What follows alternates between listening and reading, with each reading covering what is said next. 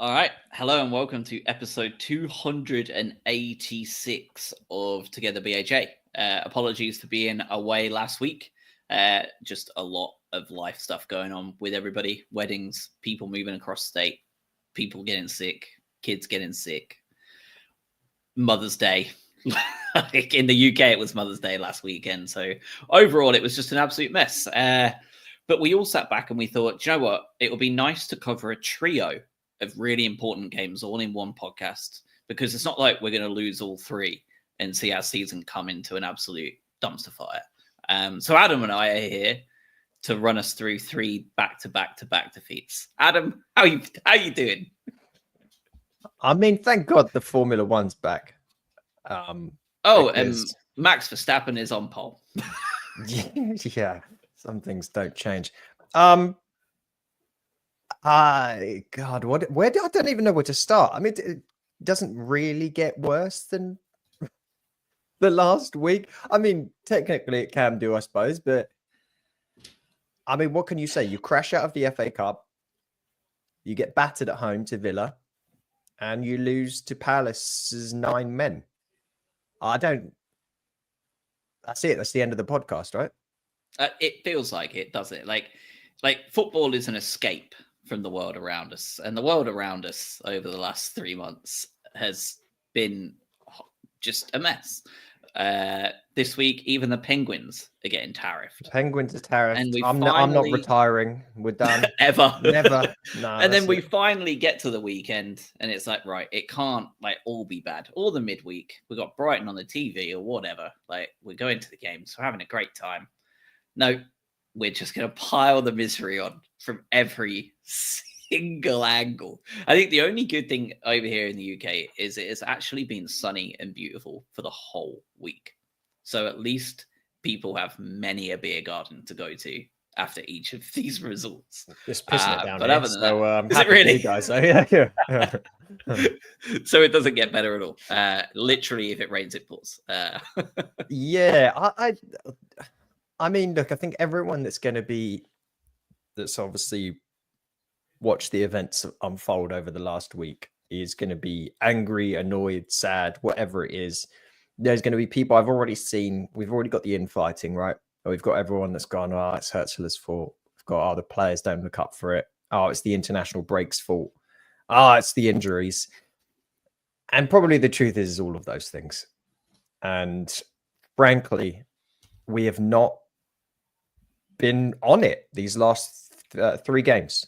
I think Palace could have had 4 men on the pitch at the end, and we still wouldn't have scored. Villa ran away with it in the end because we looked toothless up front. We couldn't score against Forest. And you knew as soon as it went to penalties, I mean, I know we're going to go back and probably talk about this more chronologically than I'm doing right now, but I think we all knew. Didn't we? We all knew. Yeah, I mean, let's start with that one, shall we? We may as well. We get back from the international break, and there are a lot of players very tired already because they're traveling in from South America, from Japan, from Africa. So we put together this. Oh, that is South America. That's a good point, Adam. Yeah, well done. One, yeah. Good addition. You did say this, though, didn't you? You did warn beforehand. You said this international break is the worst possible timing. And my word, that was a premonition. Yeah, horrible one. Never again. I'm never making a prediction ever again if I'm starting to get them right. We played with Estepinian, Dunk, Van Hecker, Hinchelwood. Well, no, of course they aren't the ones who started, are they? Because we had a lot of other players start. We had Webster, Ayari, Ruta, Mitoma, Welbeck all start instead. Verbruggen, Estepinian, Van Hecker, Hinchelwood, Baleba, Minte, all in the starting 11 as well. Adingra and Minte enjoyed a bit of rotation, didn't they? Left to right, right to left. Not sure what that's all about. And it feels like we can't quite figure out what Adingra's best position is. But I think he's probably going to have an opportunity to find out a little bit more over these next 7 games, isn't he? I think he just comes into who's playing poorer, dependent. And obviously, today we're recording this a couple of hours after the Palace game, and Mitoma looked less effective than Minte. So I was like, okay, well, great. Off you go, Matoma and Adinga's going to come on there. And obviously he had the option of bringing on Solly March for Minte towards the end of the game. Whereas on the left-hand side, I don't know who else you're bringing in, right? Not at all. It's no. kind of, it's those are the guys.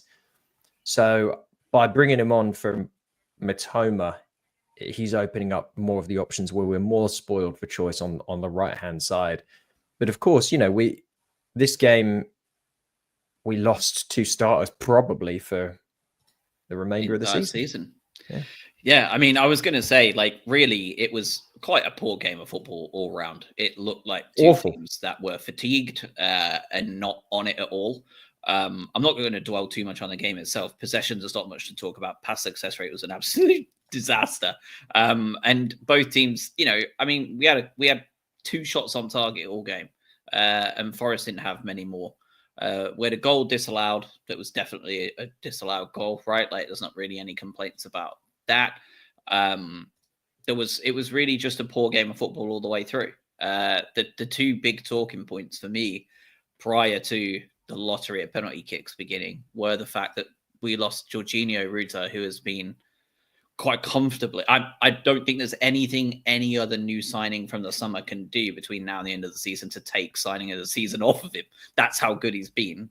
Well, watch out. Cashin might take it.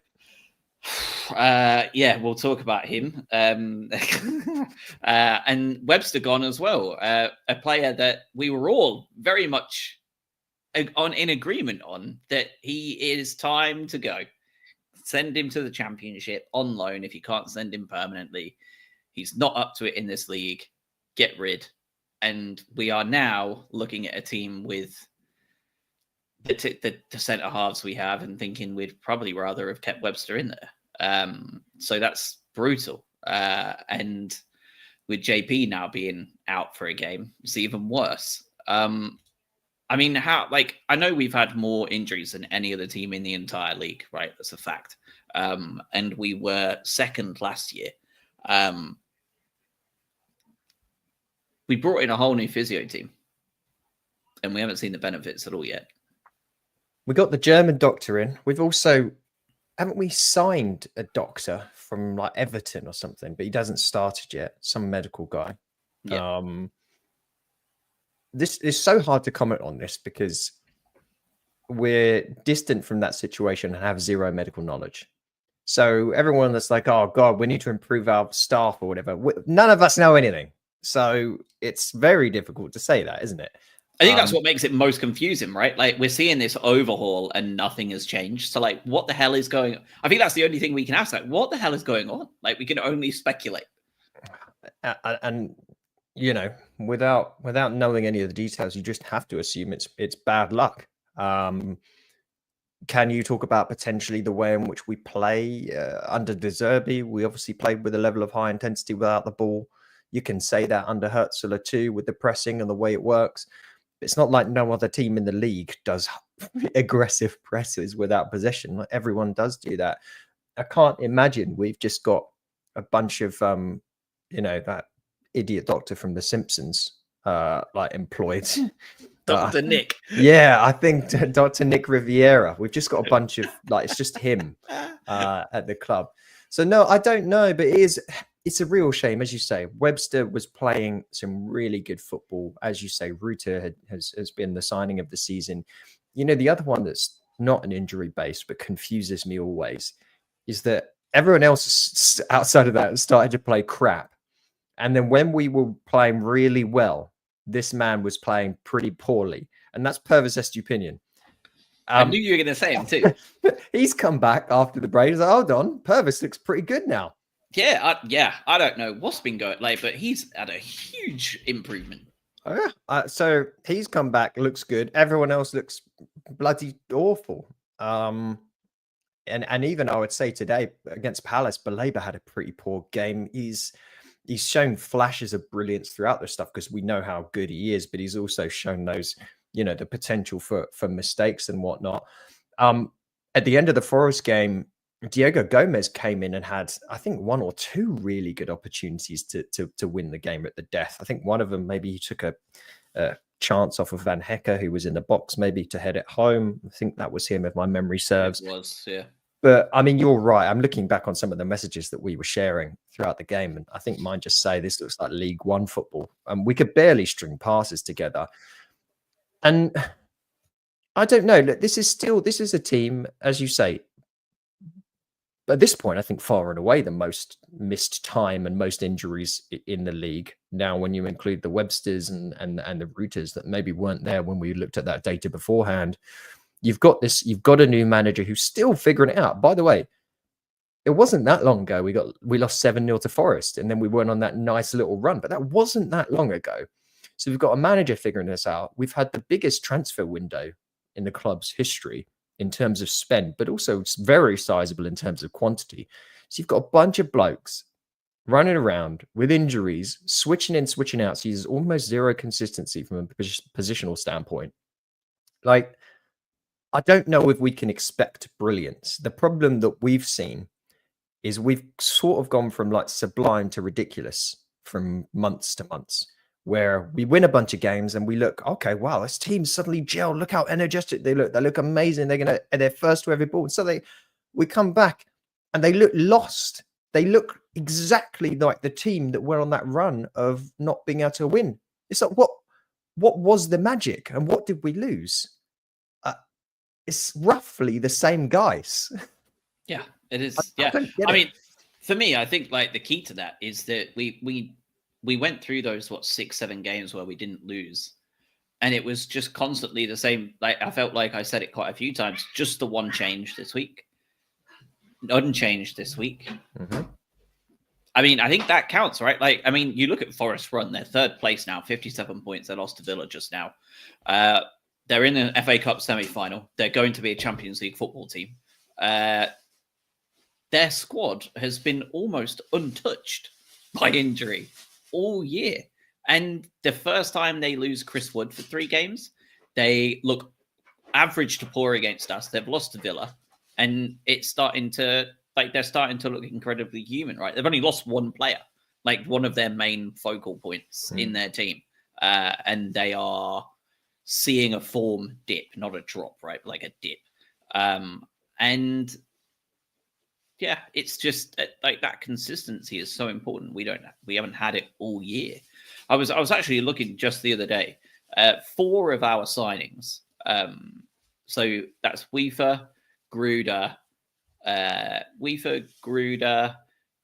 O'Reilly, and Kadioglu have seen a total of just under 20 competitive football matches between them in terms of minutes. So if you combine all their minutes together, it equaled just under 20 football games. So that's 4 signings, and that is probably 150 million quid in money spent in the summer. Roughly 5 games each in terms of minutes. You've got due to injury. Almost all of it is injury. Yeah. I mean, you've got a fairly decent team for our Hospital 11, if you think about it. Because Jason Steele's out, right? So you've got a goalie. Yeah, you do, yeah. You've got Webster and Igor, centre back. Kadioglu's going to play left back. You've got Veltman at right back, and Lamptey can play there if you want. It's up to you. Yeah. You've got Milner in the middle. Yeah. You've got a Reuter. And throughout the season, we've obviously had a bunch of players that have been injured for the majority of it. Like Solly March was injured for the vast majority of it. You could have played him out on the right. Welbeck's been injured for a lot of it. You could play him up to Matt O'Reilly, Weaver. Like you've got a half decent team there. So, but that can't be the sole excuse. It's definitely a big factor. It absolutely, certainly is a big factor.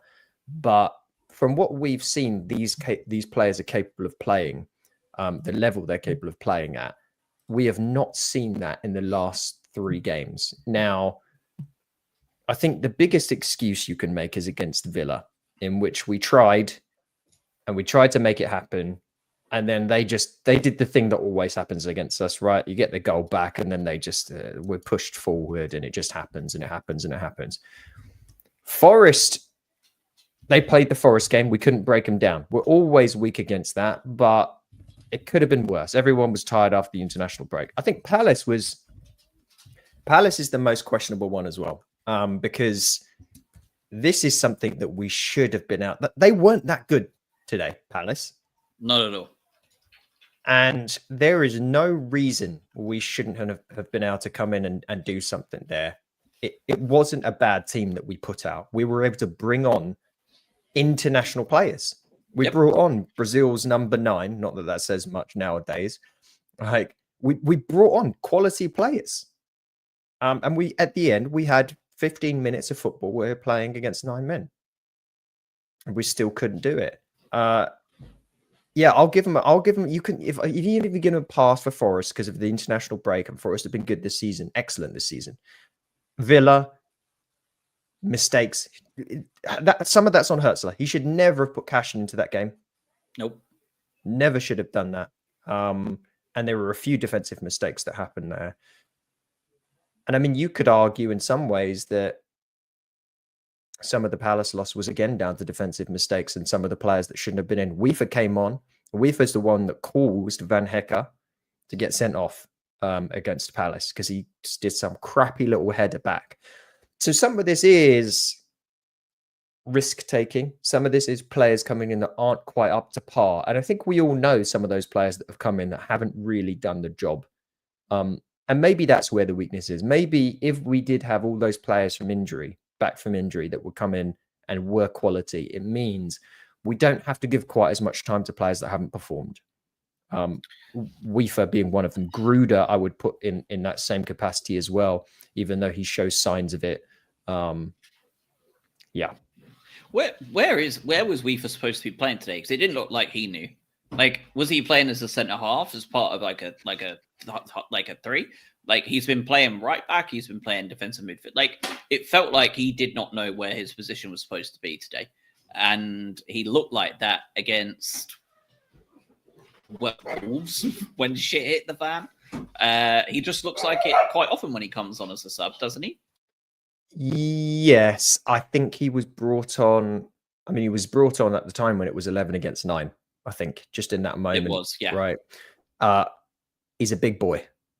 And he got on the end of the chance we had right at the end of the game, right at the death, was a header down from him, I believe, onto Ayari.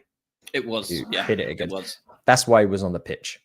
And I think it was just, all right, mate, get in there. We got 2 more players than them. I don't care where you play. Just get your head on the ball. And I think that was probably the tactical advice.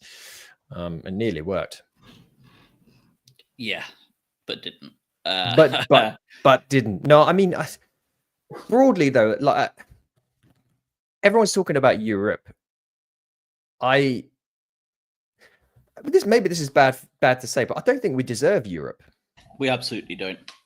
And I said at the end of the Leicester game that we won't make Europe this season and we'll look back and 4 points will be vital. And it's looking very much like that us bottling Wolves and Leicester is going to be like the key moment because 4 points extra now puts us in 5th. So it just feels like we're going to look back on those 2 games of calamitous collapse and just be like, yep, that naivety is what put us under. Talking of naivety, let's talk about the penalty shootout. Bart Verbruggen, not a single penalty saved again. Should have saved 2 of them. Very weak-wristed saves. 2 of them went through his hands. Yep. So what's that like? What is that all about? And then secondly, I totally disagreed with some of the penalty choices. I don't know about you. It sounded like it was Hertzler who made the list, and he just told them what they were going to do. But I hated it. Like that middle 2, I was not a fan of. I don't know about you. As soon as Hinchwood picked the ball up and walked towards the penalty spot, I was like, "That's a miss." Yep, same. Like genuinely, absolutely zero doubt in my mind that was going to be a miss. And I feel bad for him, but that's a lot of pressure to put on him. Thing is, we don't know whether the players come in and say, "Hey, I'm good to take one, boss. Like I'll do it," and you've got others who said no. I mean, I think the one that stands out was again Purvis, who was good. Well, I say good. No one was good, but half decent that game. And I think he's the penalty taker for. He's Ecuador's penalty taker. Right. Why is he not taking it 3rd? Why is it not like I don't mind the first 2, right? Like, but for me, like if it's going to be in order, like you have Pedro take the first, you have Estepinian take the second. Like he is the most seasoned pen taker out of everybody after that. And Dunk's penalty was incredible, by the way. I never think Dunk's going to miss No, one, to no. be fair. He literally, he is such a good penalty shootout taker. Like I have absolutely, that's the one where I have no complaints at all about someone taking it. But for me, like I would have loved to have seen Minte take one, but I'm not sure he could have walked to the spot, so I understand that. But why not Baleba? Baleba just lashes the ball whenever he gets a chance. Thinking. Yeah, Estepinian, Baleba. Like I'd have even had Van Hecker in there to take the same sort of bet as Dunkey. Honestly, just absolutely smash it. Like I don't understand putting that pressure on Hinchelwood at all. And I think the Hinchelwood one's bad, right? Because it was a bad penalty. The Gomez one, I'm going to give more praise to the keeper for that, because Gomez smashed that ball. I have no problem with someone who wants to smash it hard down the middle. And Sells just, he did not move. He read it. And that's impressive keeping. And also credit to Gruder, right? Gruder comes in. You try not to worry when it's a German taking a penalty, right? You just like, they know what they're doing.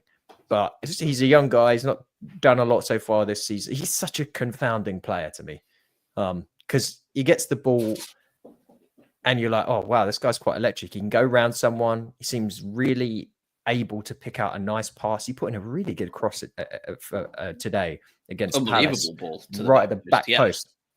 And then 2 minutes later, he'll just pass the ball into thin air, or like make incredibly dumb decision. I mean, this is part of signing a young player, but there's a really strong player there. But again, we've got a lot of the pieces this year, but it does all of this now based on everything that we've seen over the course of how many months this is at this point.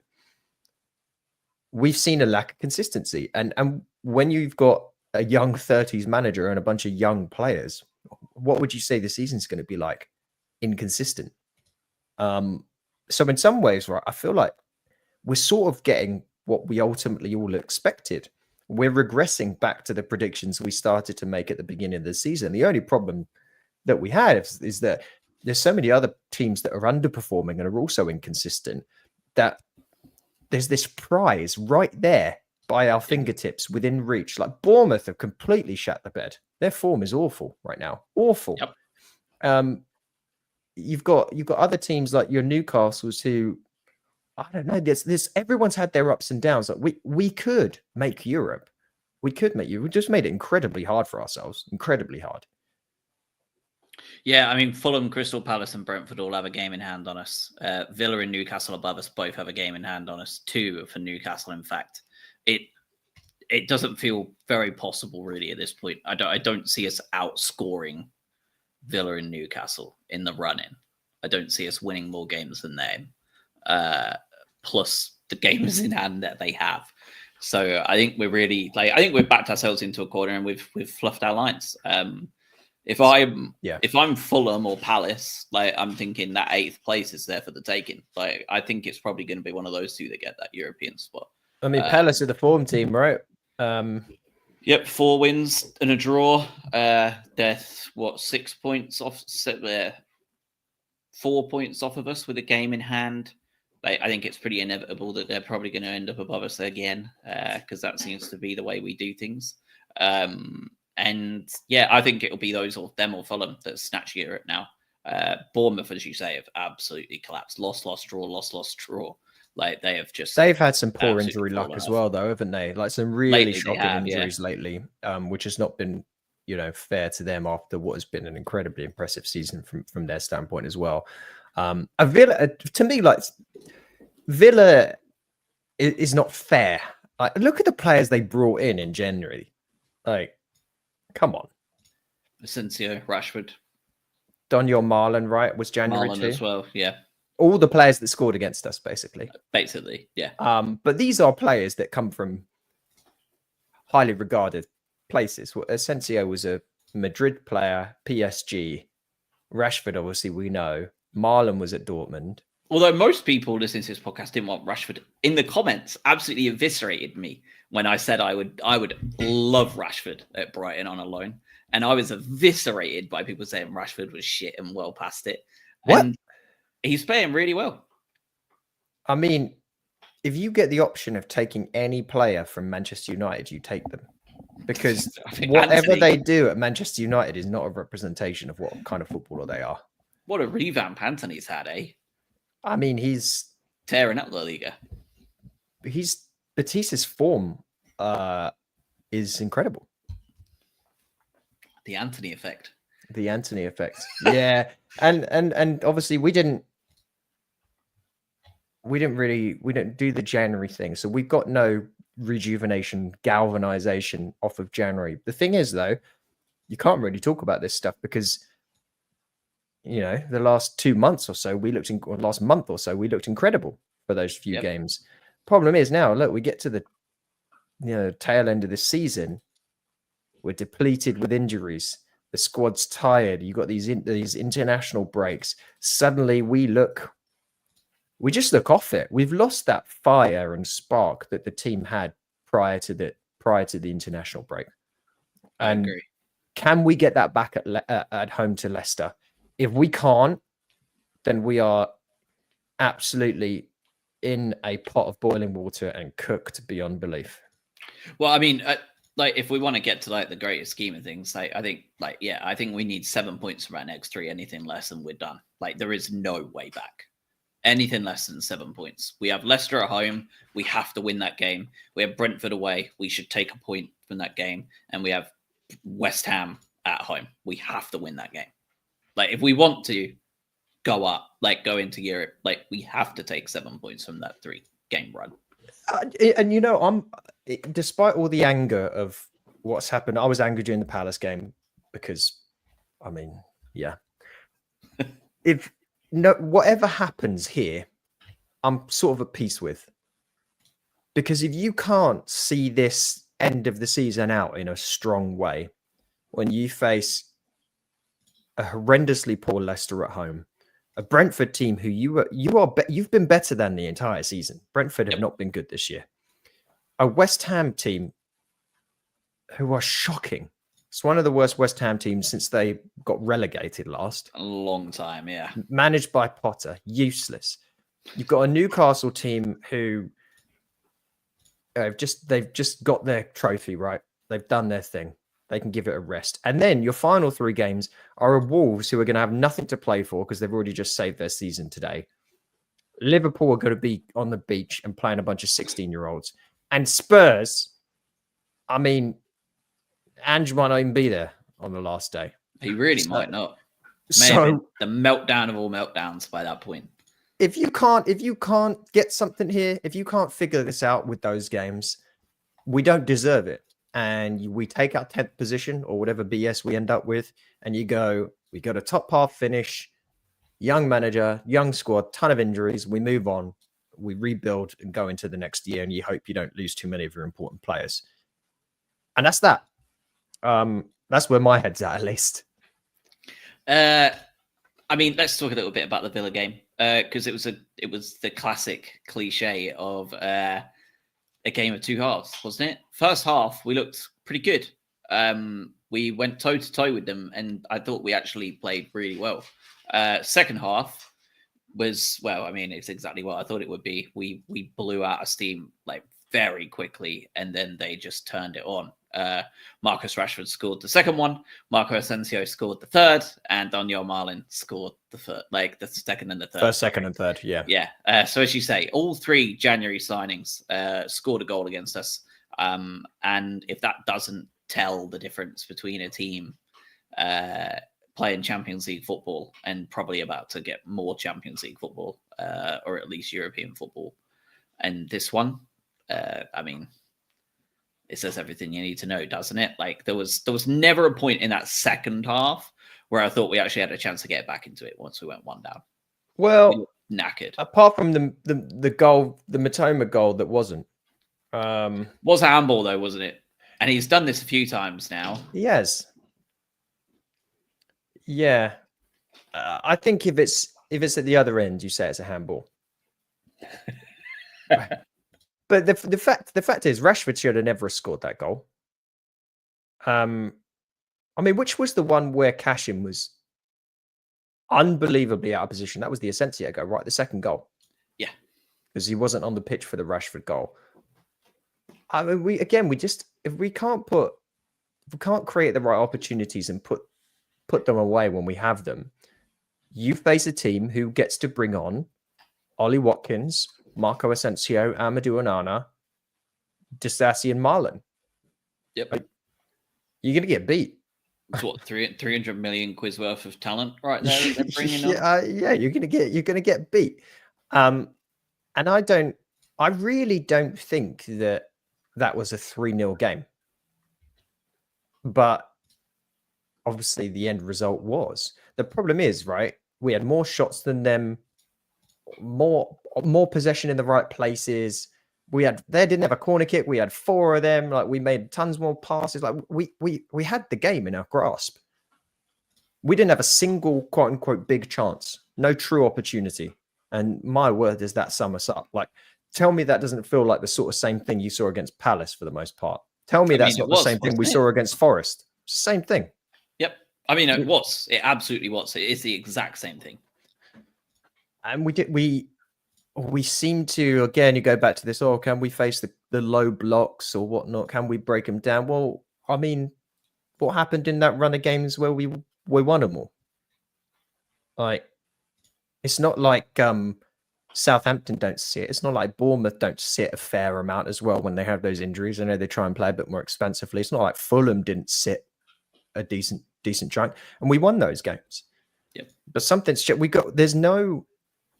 doesn't feel like there's much creativity at all. I think we've seen like 2 really nice opportunities that were created. There was one in the first half where we put together like 5 or 6 passes against Forest. And it was a really nice little chance that was created. And then we didn't really see that again. Against Villa, not really too much at all. And then against Palace, you had one really lovely move, which was the goal. That was a fantastic. It was a really good goal. Really good goal. Matt O'Reilly involved. Minte has been, again, there's a really good player there. I think he's evolved throughout the season as well. He comes in, runs down, puts a lovely ball in. Welbeck scores. Awesome. But we just rarely do it. We rarely do that. And I think you've also had performances that haven't been amazing from some of your key players in the last 3 games. I think it's no mistake that João Pedro has not come back fully fit after international duty. You've lost your magic man in Ruta. Matoma's final choice of pass and shot. Tragic. Yeah. Really bad. That pass he played into Gomez that should have actually been pretty much a layup was just, he will be looking back on that really disappointed in himself, won't he? He won't be pleased with he'll be more annoyed at himself than anyone, to be honest, with that, because he knows he could do a lot better than that. Yep. Yeah, I mean, that's that. So they have to do something different against it. If you can't do it at home against Leicester, I mean, I just, what are you going to do?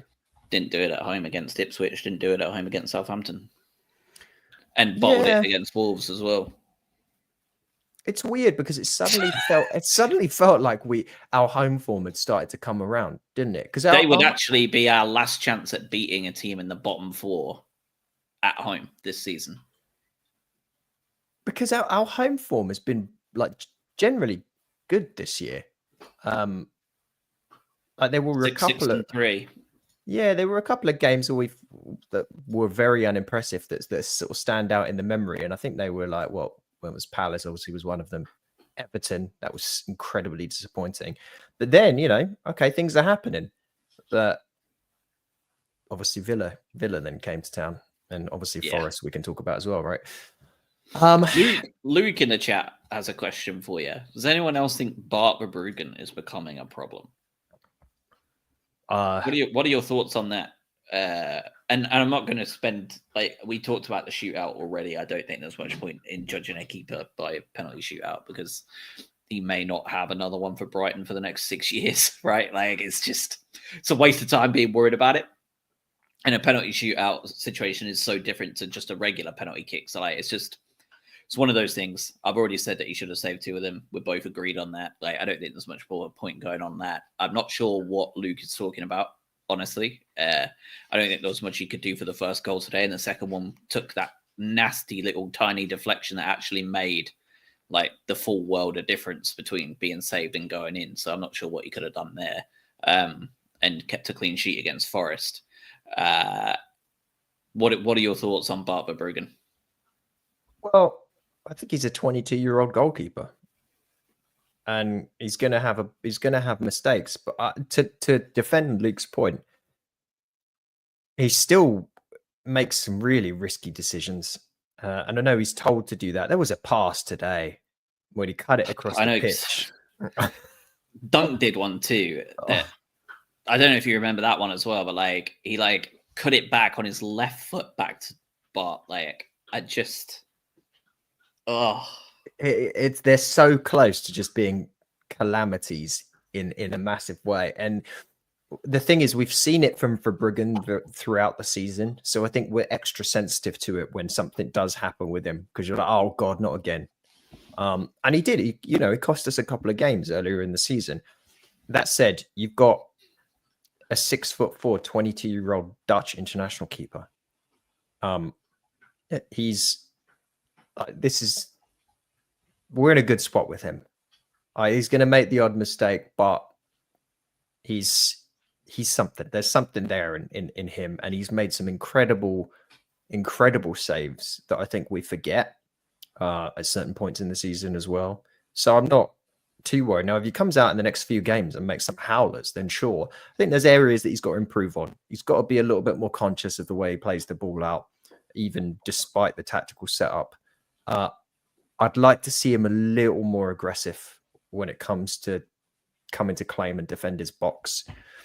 I was going to say the same thing, but I don't know if he's being told. Like, I don't know what he's being told and trained either. Like, and that's the tough part too, right? Because he is only 22. Like, has De Zerbi and Herzl both told him not to come for crosses? Like, maybe. I hate it if true. He does sit there, and they come, and you're like, oh god, please, someone get a head on it. And you think of other keepers, they'll just come out and they'll just mash that ball up the end of the pitch. If not, they know they're getting a foul anyway, right? Like, they know they can just do what they want, and they're going to get a foul given against them anyway. Well, precisely. I mean, I don't think I would necessarily single out Verbruggen, but I do. There is an overall massive like defensive frailty in this team, and that's been there the whole season. It has, yeah. And it's always our defense. It doesn't matter what happens. I always predict at least 2 to 3 golden opportunities being presented to the other team, no matter what we do. And it's either someone in a stupid, dumb position. And that happened today. Purvis was ball watching the runner on the right-hand side for Palace for the first goal. I think it was the first goal. Or it wasn't. It was the second goal, right? Because it was Munoz, their right back or whatever. Who ran. No one marked him. Yeah. Purvis, they let him run. Matoma was obviously up on the left wing and wasn't coming back quick enough. Purvis was ball watching the centre forward, and there was a moment against Villa like that too. They beat our initial press, and one of their players got the ball on their D. Like, they literally beat those kind of like first 3 coming and pressing like the fullbacks and the goalkeeper, and they got it to the midfielder, and he ran into our half from their D without being touched once. Like, no pressure, no nothing. And I was like screaming at my TV, like, what is anybody doing here? Like, obviously it came to nothing. We got lucky, but like, I mean, we still lost 3-0. So like, those things matter. Like, it's crazy. Like, and maybe that comes with the fact that the team has now once again become like constantly in flux, right? Like, is that people aren't 100% sure on how the chemistry looks because they don't know who's going to be where. I don't know. Yeah, I agree entirely. When you look at that grouping that we've had defensively, that's the thing that's been most in flux throughout the year. You haven't had Purvis at left back for a lot of the season. Your right back has been a bloody revolving door of whoever it is that's got legs. Centre back all over the place, based around injuries and whatnot. And there, yeah, and then you bring on you throw Cash into the Wolves. There's a lot of revisionism that's happening with Cashin because he was so out of position for the second goal. And he really was. But at the same time, just before that, I thought he looked quite comfortable. He kept getting the ball. He picked out nice, simple passes. He was positioning quite well. Again, he was brought on and he was told, we're a goal down. We need to push up and we need to start to create some opportunities. And someone posted this earlier. Our main playmaker against a lot of these sides that do sit typically is bloody Van Hecker. So why can't it also be Cashin? And I thought Cashin was doing a half decent job there. But when you get caught, he's not used to the pace of the Prem, and Villa's pace that they have in those positions is fast. I mean, it's computer game broken, isn't it? Like it's like they've literally just spammed pace like on either wing, like especially in that last 20 minutes, right? Like that's literally what they did. Yep. Like Rashford and Marlon on each side, like you joking? Like it's just stupid. Yeah, and Rodgers and Ramsey are bloody like they're just quick. They're all just quick. So you got a guy like Cashin who comes in and he's like, "Oh, I'm pushed up on the halfway." Oh my god, no, there's no one there. Foxy in the chat asks, "What is your thoughts on Diego Gomez? He gave him high praise when we signed him, despite the run of poor form. I mean, we've only like the last 3 we lost, but before that we were quite good, and Gomez got minutes there as well. So like we can definitely give like a good idea on it. Like how have you felt about Diego Gomez's settling into the Premier League? I think he's been quite a nice embodiment of the team as a whole. When he's been good, wildly inconsistent. Yeah, when he's been good, he's been really good, and when he's been bad, he's been tragic. I like how aggressive he is, and he will just jet back and forward and go. Early in the Palace game, he ran back super fast and won the ball back from a Palace player, put in a really good challenge. He puts in these like full-blooded challenges, and they're really good. He's not shy about getting forward and making stuff happen there as well. He looks a little bit lost when he gets in front of goal, I think we've seen. And his final pass has not been tuned properly. Every time he's tried to make that happen, I feel like they've always been a little bit off. I think he's going to be a really, really good player. Like he fits in really nicely in the team as a sort of box-to-box midfielder alongside Baleba. And he's a nice change of pace to someone like a Yasin Ayari. And he's more capable defensively than someone like a Matt O'Reilly. So I really like him. Is he capable of being crap? Yes. Is he capable of being very good? Yes. More consistency needed. Yeah, I agree. I have no notes. I think that's pretty much exactly how I would have answered it. Andy in the chat as well. We've got a bit of a mailbag going on here. Keep the questions coming, fellas. Have you noticed how Pedro is soon becoming a leader? I'll answer that one. Yes. I noted it actually earlier in the season when we actually gave him the captaincy, and he actually acted like one. And that isn't like to slag off Lewis like at all. But I think we all know that Lewis is not the most vocal captain in the world, right? Like when we had Lallana on the pitch, Lewis was the captain, but Lallana was the voice, right? Like he just was. You could hear him during COVID, like especially, like you could hear that voice ringing out around an empty Amex, like even on the TV cameras. For me, like I struggle. I really worry about a defensive backline next season that contains Lewis Dunk playing 38 games. I really worry for that. I don't think there's a Brighton fan that doesn't. And to me, if that's the case, then I am looking no further than João Pedro to put the armband on, personally. Especially if there's any chance that influences in him staying if people come knocking. But his behavior after Hinchelwood missed that penalty is about the only positive I have from that Forest game. He played 120 minutes of football, scored his pen, and then almost sprints to Hinchelwood and walks him back and, like, you know, bigs him up, supports him. Like, it was truly like the mark of an absolute leader. Like, I could not have been more impressed with the dude's like attitude and personality. And he's what, 22 still, 21, 22? Like, for me, 23. 23 years old. Like, for me, like, he is the club's captain next year. Personally, that's who I'm giving. Do you think he's there? Do you think he's at the club? That's the problem question, isn't it? I think one, possibly even two, at Baleba, Mitoma, and Pedro go this summer if we don't make Europe. I think if we make Europe, I think one of the three will go.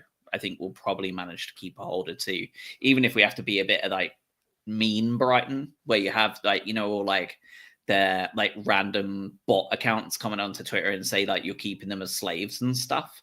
Like, I think People that love like, that, I think like if we have to do that again, I think if we make Europe, I think we probably lose one, but no more. I think if we don't, I think we lose two of the three. I don't know about him coming off. Tim does not agree with me though, so I'd love to hear your thoughts on Pedro. He says he plays for himself. Straight down the tunnel today, apparently. Tim, did you watch the Newcastle game? The guy was like killing himself to put in tackles and keep the ball and hold up play. Like, he was running through walls to make stuff happen. I mean, I think I maybe, to see where Tim is coming from to a certain extent, you can see that Pedro maybe has.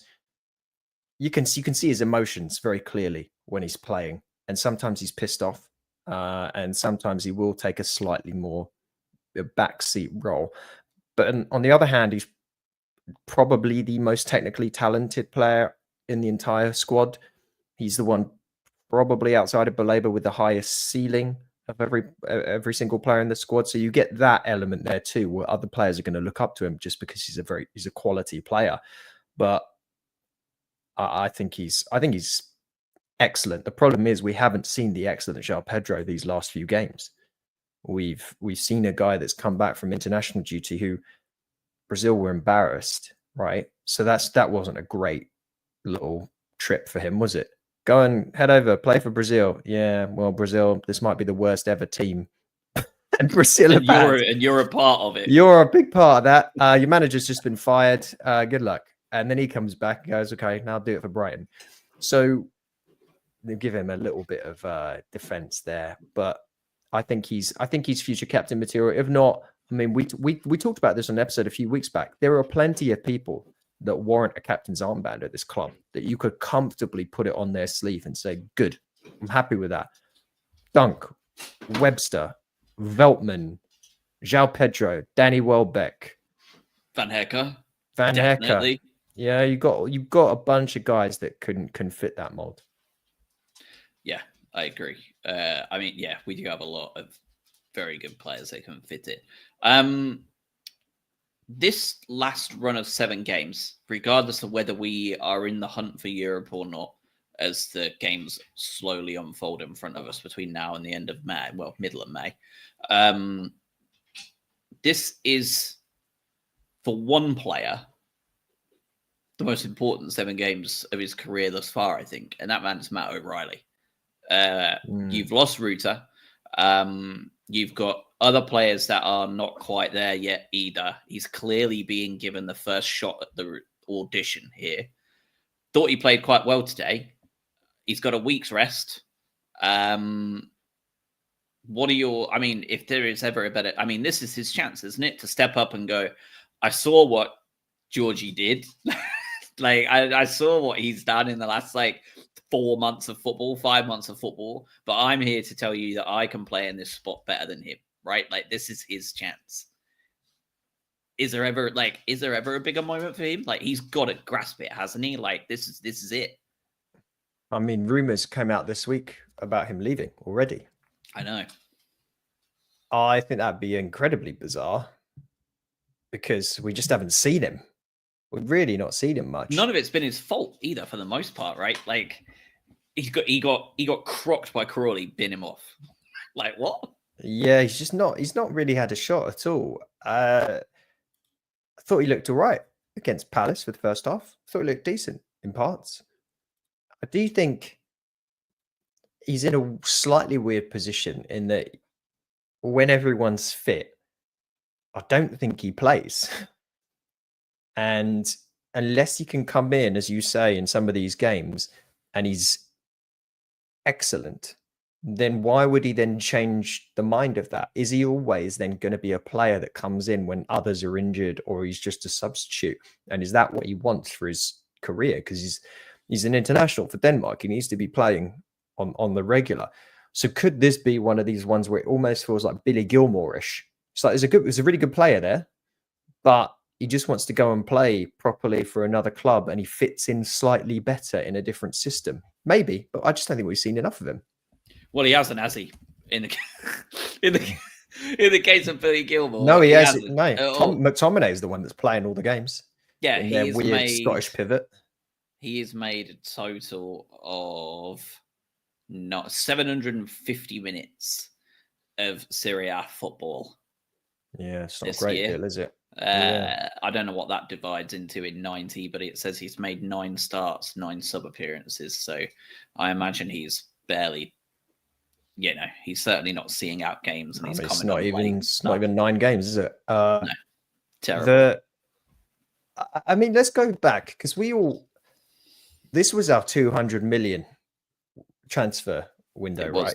Let's talk about it quickly, and I'm interested to get your comments on how you view it now, and I want you to view it alongside the outgoings. So we brought in Ruta, for 47 million euros, right? And at the time, this was the transfer that everyone was like, "Oh, a lot of money. I think that's going to be a mistake."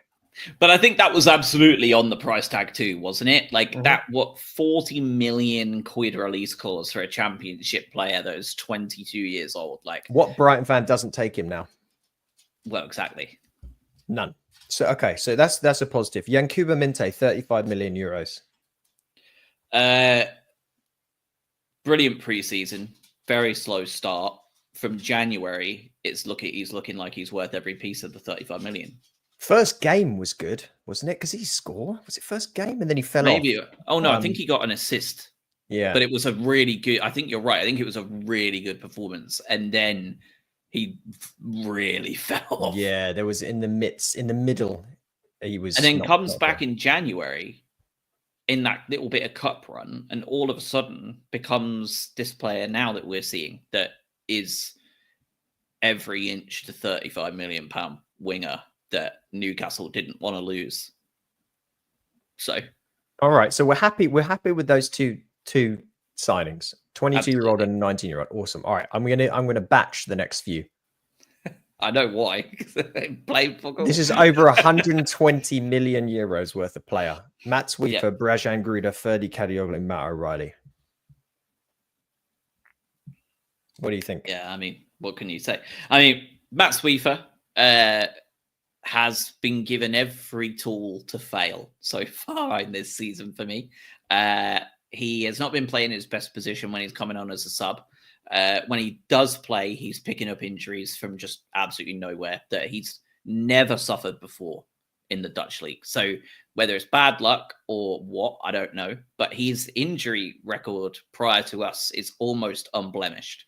And he ain't 19 like the others, right? Like he's played some football and he's been nothing but like a mess bodily wise since coming in. So like that's a wash. Like the entire season is just a wash for him. Matt O'Reilly gets murdered by Crawley in the first game of the season. About 8 minutes into his debut, I think. Finally comes back, picks up another knock, comes back, picks up another knock. The guy, again, no different Weaver. He's being played in the right positions, but he's just not getting games because he's hurt all the time. Gruda comes in well off the pace, very clear. Like they said that, like he's just not up to the fitness levels we need him to be, blah, blah, blah, blah, blah. And then when he does get fit enough, we have 3 players in like the 10 role that are all already excelling. So like, where does he go? And then when he finally gets a chance, he gets hurt in that run in the same time as Minte. He gets hurt. Georgie takes over and is like unbelievable. So he's not getting back in now. And then who was the last one? Kadioglu. Is he a left back? Is he a right back? Is he a right winger? Who cares? He got hurt. Yeah. he played, I think he played in 3 different positions over the course of 4.5 games worth of minutes and then immediately got hurt and has been out for the rest of the season. He is the seasoned international electric fullback that we've been crying out for years. We get him and he's immediately crocked. Like, I'm glad you said that, because I think, and it's easy to say this because we haven't seen it, but I really do think Ferdy was in some ways the pivotal signing for this team. We know how important it is when we're in possession to have the fullbacks work effectively, whomever it is that you're playing. We also know that he was probably going to play at left back to spell out Estupinian. We know how much we force the ball down the left-hand side. We know how important it is to free up Mitoma. We know how good, from what we've seen internationally, Kadioglu is at getting forward. I really think that was just a gigantic loss for this team. His injury, a really gigantic loss. That's some of the we then all spent some chump change for nearly 50 million on Seamas and Osman, 2 19-year-olds that we've obviously palmed off elsewhere. And then Seamas hasn't even played for us yet, right? Like, he's actually not become a Brighton player. And that's right. Osman went off, and Seamas doesn't join just yet, does he? Okay. Osman did not cut it in pre-season, got binned off on loan, and I'm not sure who he's on loan at right now, but they're all saying he's Feyenoord? I think it is, yeah. I think he went to the place where Minte was, and they're all like, this guy is an absolute disaster. Yeah, you've given us the crap one. He'll be going somewhere for like £300,000 in the summer, and we'll never see him again. 13 million euros on Diego Gomez. Value for money wise, I think that's an excellent signing. 21 years old, 13 million euros from what we've seen. This first half of this season for him, obviously not for us as second half, but like for his first half of a Premier League season, this is going to get him up to the levels. And next season, I think we are going to have an Alexis McAllister level player if he continues to grow. Okay, I really do. He looks like he has all the same traits. Like, he really does. And I look back at some of those like performances that Alexis made in like his first run under Potter, and I just go, every shortcoming and every positive I see in Alexis back then, I'm seeing in Diego Gomez now. I don't know. Maybe it's lazy because they're both South American, but that's what I'm seeing. That's the easy one, isn't it? Yeah. I mean, I don't necessarily disagree with you. The last one I'll include here is Cash in. I'm not even going to allow us to comment on it. We've seen him play for.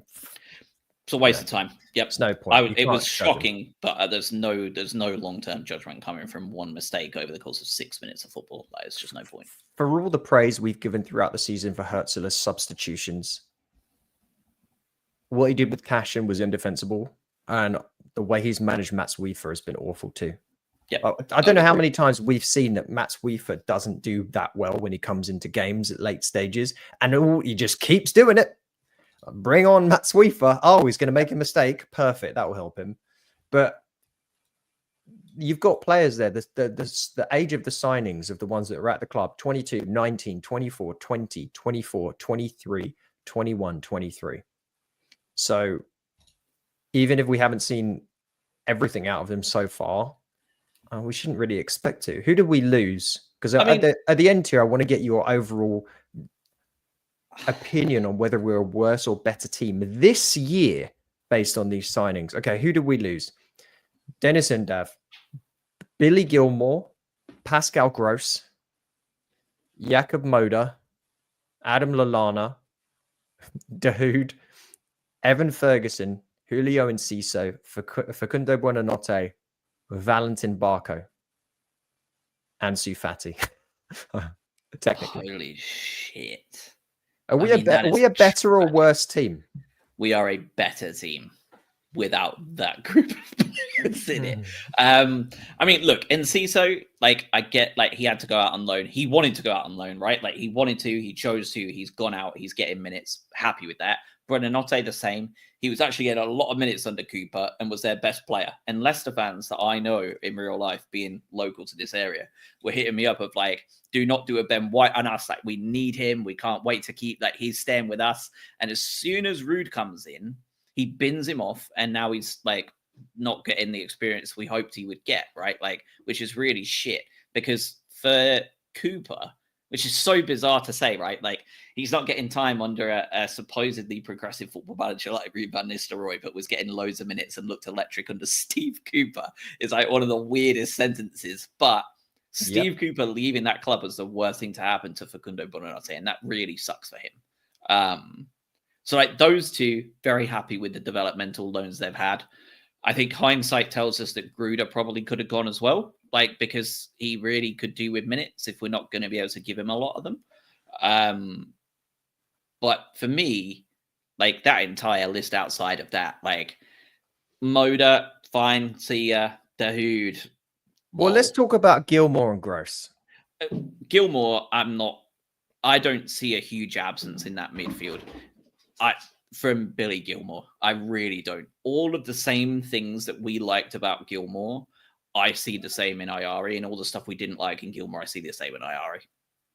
I don't see there's much difference between the two. They both have the shortcomings that bother us, and they both have the technical prowess that we like. Because when you're looking at that midfield and you think, yeah, we've been outclassed in that midfield physically, it's always Ayari that was outclassed physically, and it was always Gilmour that was outclassed physically. I don't see a massive difference in them. If anything, at least Ayari is more deadly from a set piece and actually looks like he might score a goal or two. Bill Gilmour still never scored a goal in his entire life. Remember, senior career. True. So do we beat Forest on penalties if Pascal Gross is at the club? I mean, well, that's where I was going. I think that is the massive black hole vortex of something we are missing every single week, and that is Pascal Gross. I think, it's just unavoidable, right? Like, and you can't look at him and go, oh, well, he fell off at Dortmund. He ain't. He's been brilliant. Like, and I love that for him. There's not a single bad feeling I have against Pascal Gross. I'm absolutely delighted for him. Like, love him, wish him the absolute best. Like, I'm hoping one day we'll have him on here, right? The Hunemeyer connection might get him on.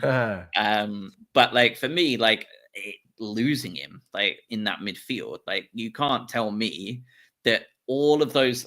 Let me look. You replace Yasin Ayari's 17 stars with Gross beside Baleba in a 17 stars. You tell me do we throw away those two nil leads at Leicester and Wolves? I can guarantee you we don't. Do we lose 7-0 against Forest? I can guarantee we don't lose by 7. We may lose by 3, given all our injuries we had that day. But, like, we don't lose by 7. There's just no way. Do we beat Forest on penalties? Maybe he is the person who has some random nuts pass that carves them open for a scam 1-0. And I think there's 1 or 2 of those throughout the season, right? So if you think he's probably going to win us 6 points on his own. We're not throwing away those 2 draws, and I think we're probably going to win 1 more game that we drew from just a Pascal Gross nuts maneuver. Like, he's the big loss. And I don't think you can refill it very easily. And I think we've done a good job at trying to. We've just had really everybody that's been coming in to do it has just had awful luck, haven't they? We've just gone through almost every single player that was brought in to be a Gross replacement has been really badly crocked almost all year. What do you think? Like, the look you gave me when I was slating Gilmour feels like you've got some retort. So what are your thoughts on especially the 2, right? Like, Gilmour and Gross, what do you think their impact being Con is? Like, do you feel about it? I've never hidden my feelings around Billy Gilmour and his departure. The Scottish Xavi. I really rated Billy Gilmour, and I hate that we got rid of him. Hate it. I tell you what, the pass quality that you saw against Forest wouldn't have happened if Billy Gilmore was in the bloody side, because of all of his faults. He knew how to pick a pass out. And I certainly do miss it. Yasin Ayari through parts of this season has been incredibly good.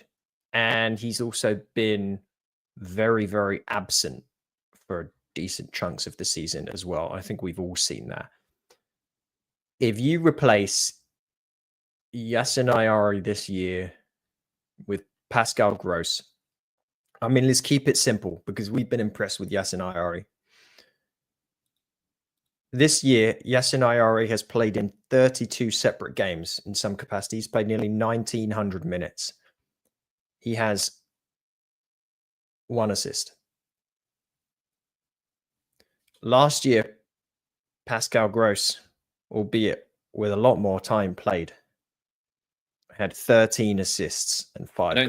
I don't think he ever had under 8, did he? And that was under, and I think that was Houghton's the really bad season under Houghton. And I think that's the only time he didn't hit double figures for assists. This is a guy that during that season we just mentioned played defensive midfield, centre midfield, attacking midfield, left back, right back, probably goalkeeper at some point. That is... And did we go on horrible runs with Pascal Gross in the team? Of course we did. Did we all talk about, is Gross still capable of doing it? Yes, we absolutely did. But did he also bail us out in a lot of those games where it looked like we had nothing, no spark, and he would just get the ball outside of the box and just go, you know what, fuck it, I'll score. Or something like that. 9 assists already this season for Pascal Gross at Dortmund. And Dortmund are bad this year. 7 in the league, 2 in the Champions League, by the way. That's the absolute cream of the crop European football competition that Pascal Gross at 33 is playing 828 minutes in so far this season. Would you? So I mean, it's easy to say this, but I would trade for this season only, knowing what we know. Obviously, I'd give away Yasin Ayari, Matt O'Reilly, Matt Sweefer, and I'd even give Diego Gomez, because I'm a kind man, away to get Pascal Gross back for this year. Yeah, I think he adds more value than every single one of those players combined right now. Yep, me too. But no, I don't have my genie lamp, unfortunately. But that's the difference, though. These are the margins that we have in this league. There's a scenario where if you have a player like that, you've got this club is sat in 4th or 5th. The margins have been that fine. And I think that's also the difference, right, between us and a Villa and a Newcastle. Like, if they have a player like that wants to move, they just go, all right, we'll just slap another 50 grand a week for you. How's that sound? Yeah, just all right. I mean, we're still, despite what we've just happened over the last 2 games, although others have got to play, we're still like we're 4 points off of Champions League football right now. If you don't think Pascal Gross was worth 4 points to this team across 31 games, I don't know what to tell you. But I mean, he is. Yeah. Like, I said that to you already. Like, there's categorically no way we give up those two goalies to Wolves and Leicester. That's 4 points alone. Like, that as a bare minimum, like, is what we're taking away from him being in this team. And that's already not discounting the fact that he would have another 10 assists to his name. Would he take some of those assists away from other players though? Like, sure, but like, there's just no. That's 4 points minimum that we get from Pascal Gross's presence in that midfield. We don't give up either of those games. I got one more question for you. Okay. And it's going to be people obviously are thinking about this, right? Where are we in the league under Roberto De Zerbi?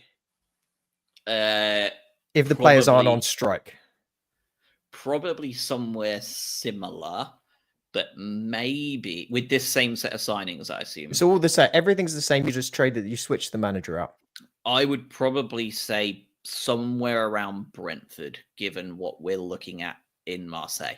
The meltdown. I mean, he's had like 3, right, already. Like, he's doing a speed run of like the way he treated our ownership, but like with the fans, the ownership, and the players. It seems like he has a pretty short shelf life, and it's getting shorter at every club he goes to. So I think that he is liable to cost us 6 points alone, with some like stupid 11 he put out to prove a point, or like some bullshit decision he would make when moaning to the referee and getting himself sent off and causing a fight that causes us to lose momentum and concede. Like, yeah, I think he costs us 6 points, whereas I think Pascal probably gains us 6. I think De Zerbi costs us 6. I really do. What do you think? I don't know, because it's so. His big thing, we think, was the transfer stuff, right? That was his big old, like, oh god, you know. That's what he says. Gets all the players in. Let's assume he's happy. Okay, and we know what this side played like under a happy Roberto De Zerbi. That said, this is a very different league tactically this year than it was last year. I'm sure everyone can see that just by the eye test. It's a different league. No one cares about possession anymore unless you're still a Man City, and we've seen what's happened to them. Everyone sits. And what was De Zerbi's tactic? What was his secret? You sit and you wait and then you pounce. Well, if no one jumps, then what are you doing? Well, that's, I think, what we saw towards the tail end of last season. Exactly, right? Like I was going to say, we saw a preview of it, because this evolution started at the end of last year, right? Like, and I think that also comes with the fatigue and the constant deluge of football these players are playing. And I think this is one of those sensible moves of tactical changes, like an evolution of the game. Like, I think it's just normal when there's this much football being played. You have to change the way you operate as a football team, and every team is feeling it right now. Agreed. And I mean, Marseille have been absolutely stomped a few times, by the way, like in the French league. Like, they've been proper, like, they've looked stupid a few times. So like, he's still capable of that shit. Like, even then, I think a fully happy De Zerbi doesn't get much different to where we are now, because I think there are more games where we are undone through the Evertons and the West Ham games that we saw under De Zerbi, right? Like losing 4-1, where like we had 88% possession. Mm-hmm. I think we see a few more of those, and we maybe don't throw away things like 2-goal leads like we did last time, like this season. So like, it evens itself out. I think, like, under a really happy De Zerbi, I don't think things change much. Yeah, I think you're probably right. I got one last random question for you while we're talking about overall performances and everything, because I've got one for you as well. So. I don't want to focus on the misery too much. I wanted a more like high level stuff. Goals and assists per 90 minutes in the Premier League this season. Who do you think our top 5 are? Goals and assists? Goals and assists per 90 minutes. All right, I'm not going to switch tabs, so I won't cheat. Pedro. Yep, he's number 1. Welbs. Number 2. Minte. Number 3. Mitoma. Not even in the top 6. Ooh, 7th then.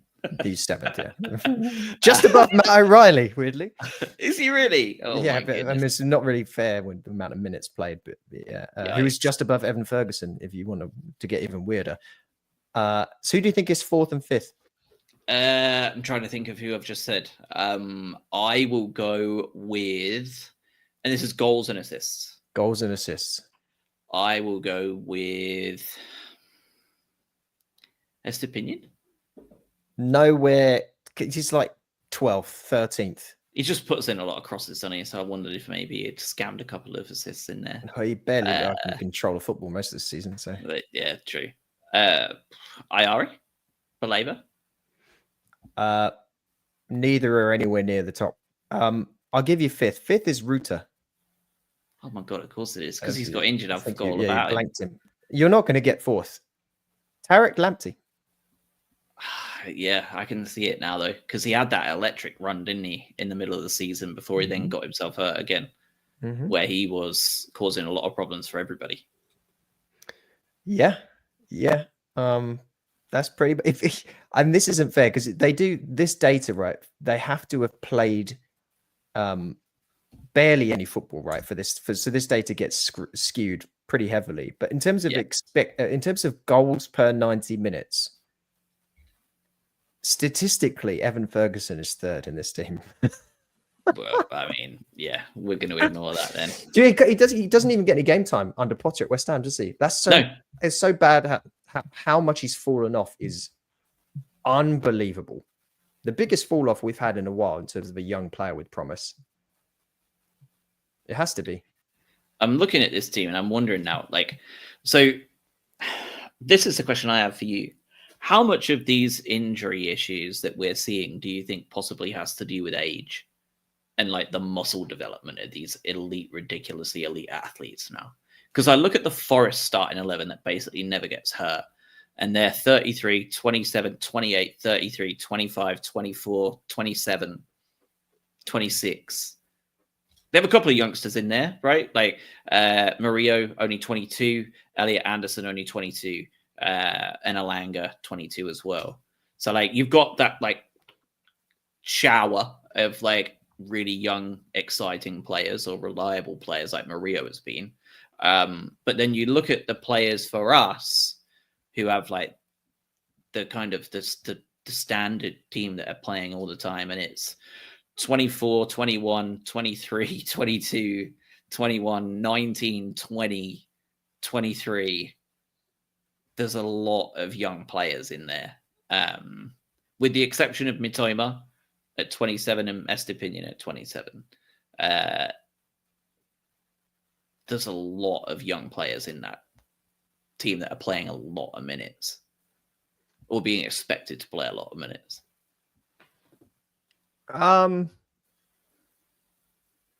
Maybe it sort of feels like one of these ones where you can draw a conclusion based on the data, but ultimately, it's not necessarily it's not a cause. At the same time, I mean, when it comes to some of the pressing stats, we are the fourth most tackles made in the attacking third in the Premier League. The number of dribbles that we challenge in the Premier League, if you want to call that a stat, second in the league, only to Manchester United. So, from a defensive action standpoint, we are an aggressive team. You see that in the way that we press. We're always good for creating a defensive mistake from a couple of times per half. Yep. Does that break some of the players because you're doing those short spurts of energy as opposed to just a more consistent sort of padding around the pitch? When you look at a Forest, I think that to me is the difference, because how do Forest play? Forest just sit around. Yeah, they really do. Yeah. And then they lump the ball to Morgan Gibbs-White or Alanga, who just runs, or they just punt it to Chris Wood, who's standing at the other end of the pitch. Yep. And that's why I don't get any injuries, not doing anything. Whereas you look at who are the other teams that have had a ton of injuries. I mean, Bournemouth now, but Spurs. How do Spurs play? They push up high, they press with intensity, and they have to run back often because they're caught being countered by the other team. Does that sound familiar to anyone? Oh yeah, all our players are injured. Yeah, because we're playing funky football. So there is something to it in the style of play. Is there something to it with the age? Maybe. At the same time, I think if you'd have put a gun to my head and asked me who's going to get injured more, younger players or older players when playing high intensity football, I would have said, it's the older ones. So as opposed to our young group who you feel like probably they're more able to deal with that. Yeah. All right, we've managed to go an hour and 20 minutes. So congrats. We tried not to talk about the games. That's why. Yeah, we tried very hard not to talk about some of them. But we will be back next week for Leicester review, just the one.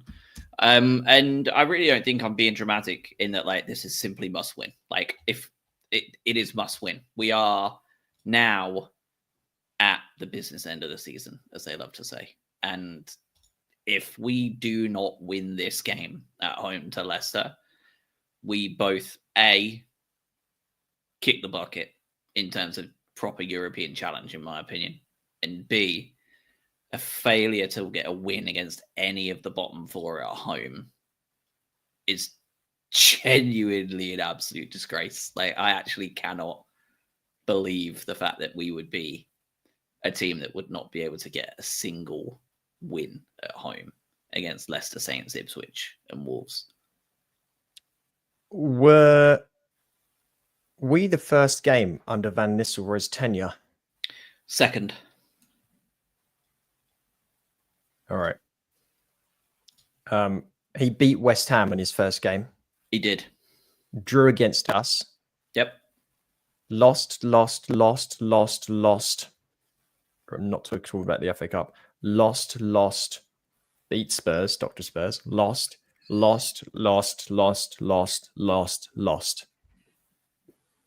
Yeah.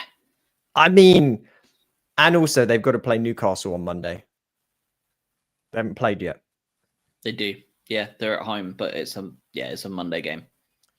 If we can't beat this merry band of clowns comfortably, I again, no hard feelings about not making Europe. If you can't comfortably beat Leicester at home, based on how they've been playing and what their form is and how unbelievably pathetic they are, then you don't deserve to play in Europe. You don't even deserve the little crappy Green Cup, the little conference garbage. Go play some Azerbaijani team. You don't even deserve that. I agree. All right, we'll be back next week. Hopefully happier than this one. So we will speak to you guys next week, probably Sunday. And yeah, have as good a week as you can after this absolutely miserable trio of games. Just try not to think about football for a week, honestly, and I think you'll be a lot happier. Yeah, indeed. And maybe just don't read the news if you're looking for something else to do. So just detox from sport and the general world around you. Just go meditate. Do something totally different. Yeah. Go and meditate. If you do that, I don't. It's really annoying and boring. Do that. Watch the Grand Prix. And yeah, don't think about Brighton Hove Albion until we beat Leicester 5-0. Correct. All right. Have a good one, everybody. Cheers all.